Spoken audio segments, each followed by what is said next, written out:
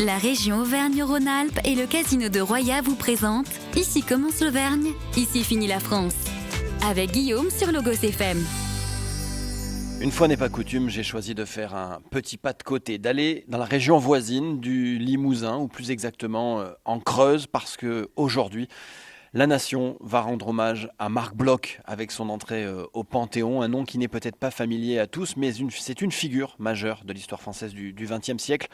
Alors Marc Bloch, c'est d'abord l'un des plus grands historiens français. Il est né en 1886.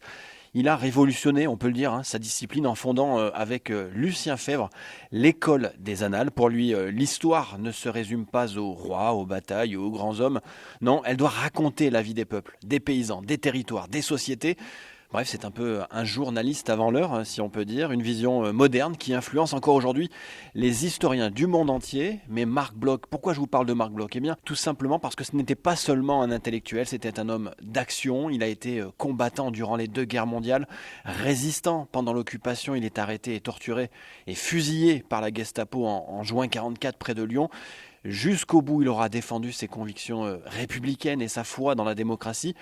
Et puis donc, il y a cette histoire d'amour discrète avec la Creuse, puisqu'en 1930, Marc Bloch a acheté une maison au hameau des Fougères, c'est sur la commune du Bourdan, dans la Creuse, juste à côté de Guéret. C'est là qu'il vient se ressourcer en famille, travailler, écrire et observer ce monde rural qui nourrit ses recherches dans ces paysages creusois. Il retrouve des racines qu'il estimait avoir perdues. Et c'est aussi en Creuse qu'il rédige une partie de son œuvre majeure. Après la débâcle de 1940, c'est justement dans cette maison qu'il a écrit L'étrange défaite, un témoignage lucide et sévère sur l'effondrement de la France. Bref, son attachement à la Creuse était tel qu'il choisira même le pseudonyme Marc Fougère pour signer certains écrits. Donc Fougères, je vous l'ai dit, c'est le lieu-dit où il a acheté sa maison. Et donc je suis allé au Bourdan, évidemment, qui s'apprête à suivre sur écran géant la cérémonie de ce soir. Mais je suis également allé à l'office de tourisme de Dun-le-Palestel, où j'ai rencontré son directeur, Pierre Vessex, qui a mis en place une très très belle exposition sur Marc Bloch. Et voici son regard très sensible sur cet historien.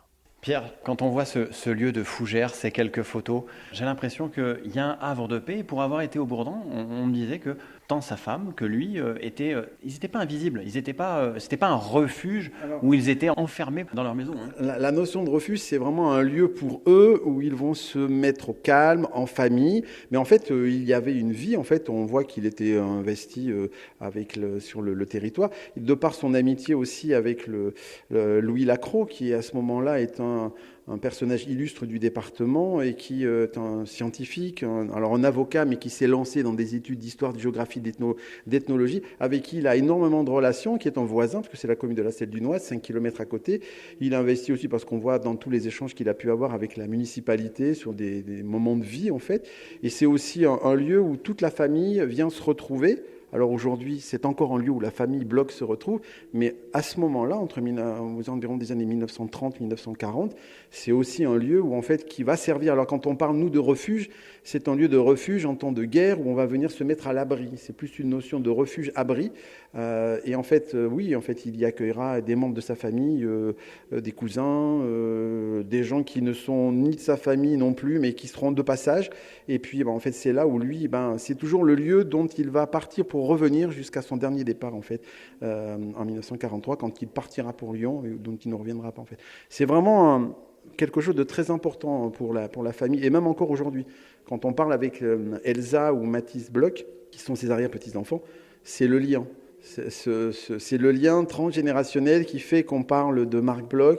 Ils vont parler aussi de leur grand-père, le fils, Étienne Bloch, et puis après, c'est aussi leur enfance, en fait. Donc, il y a ce lien familial qui est très fort sur la maison de Fougères pour la famille Bloch. Ils ont un réel ancrage dans cette maison, et où aujourd'hui, on en est à la 5e génération de la famille qui continue à la faire vivre. Ce qui est vraiment bien, c'est qu'en fait, son arrière-petite-fille a fait le choix de venir s'installer là, et donc la maison va être aujourd'hui une maison qui va retrouver une vie à l'année, et pas simplement pendant les périodes de vacances. Voilà, Marc Bloch qui sera honoré par toute la France aujourd'hui puisqu'il va rentrer au Panthéon avec sa femme d'ailleurs. Et notez pour la petite anecdote que son plus bel écrit, c'est peut-être son épitaphe, c'est celle qui est gravée sur sa tombe creusoise qui dit « Dilexit veritatem », ça veut dire en latin « Il a aimé la vérité ». très très belle journée à vous toutes et à vous tous sur le Gosse FM bien sûr. C'était Ici commence l'Auvergne, ici finit la France. Avec nos partenaires, la région Auvergne-Rhône-Alpes et le Casino de Roya. Le lieu de divertissement incontournable au cœur de notre territoire. Jeux, restaurants, spectacles, salles de réception. Avec le Casino de Roya, donnez une chance à l'imprévu. Jouer avec excès comporte des risques. Appelez le 09 74 75 13 13, appel non surtaxé.